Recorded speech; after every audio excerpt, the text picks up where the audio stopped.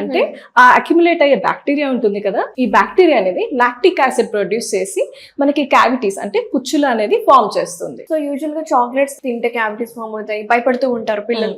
అమ్మో చాక్లెట్స్ ఎక్కువ తినకు, నీకు పళ్ళు పుచ్చిపోతాయి అంటూ ఉంటారు. Is it true? Yeah, it's true. Even chocolates అనే కాదు, మనం స్వీట్స్ కానీ ఈవెన్ ఫుడ్ అయినా కూడా సరిగ్గా మనం క్లీన్ చేసుకోకపోతే డెఫినెట్గా క్యావిటీస్ ఫామ్ అవుతాయి. అయితే ఈ స్వీట్స్ కానీ ఈ చాక్లెట్స్ వీటి వల్ల ఎందుకు ఎక్కువ ఫామ్ అవుతుంది అంటే వాటిలో షుగర్ కంటెంట్ ఎక్కువ ఉంటుంది. ఈ షుగర్ కంటెంట్ వల్ల ఏమవుతుందంటే మన మౌత్లో సెలైవాలో ఉండే స్ట్రెప్టోకాకస్ అనే బ్యాక్టీరియా వీటిపైన యాక్ట్ చేసి లాక్టిక్ యాసిడ్ని ప్రొడ్యూస్ చేస్తుంది. సో ఈ లాక్టిక్ యాసిడ్ ఏం చేస్తుందంటే మన టీత్ పైన ఉన్న పైన పొర ఉంటుంది కదా ఎనామిల్, దాన్ని అది డిస్టర్బ్ చేస్తూ మెల్లమెల్లగా క్యావిటీ అనేది ఫామ్ చేస్తుంది. So chocolates, any sweet products కానీ ఏదైనా కానీ తొందరగా క్యావిటీస్ ఫామ్ అవుతాయి. అసలు బేబీ బాటిల్ డీకే అంటే ఏంటి? ఈ మధ్య ఎక్కువగా వింటున్నాము. బేబీ బాటిల్ డీకే అంటే ఎర్లీ చైల్డ్హుడ్ కేరీస్.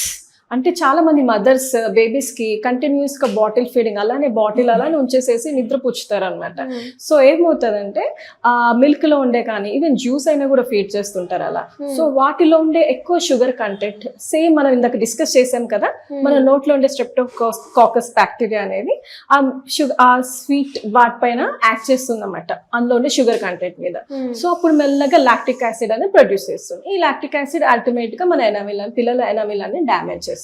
అయితే దీన్ని ఎర్లీ చైల్డ్హుడ్ కేరీస్ ఎందుకంటారంటే చిన్న బేబీస్ లో ఎర్లీ చైల్డ్హుడ్ దాంట్లో ఆ ఏజ్ గ్రూప్ దాంట్లో ఫామ్ అవుతుంది కాబట్టి దాన్ని ఎర్లీ చైల్డ్హుడ్ కేరీస్ అని అంటారు. యూజువల్ గా అయితే బేబీస్ కి అసలు పళ్ళు రాకముందు అంటే మిల్క్ టూత్ రాకముందే ఏమి పట్టించుకోరు, అంటే క్లీన్ చేయరు. మంచిగా ఫేస్ ని క్లీన్ చేస్తారు, బాడీని మొత్తం మంచిగా క్లీన్ చేస్తారు, పాలు తాగినప్పుడు లిప్స్ ని కూడా క్లీన్ చేస్తారు. కానీ ఎందుకు టీత్ ని క్లీన్ చేయరు?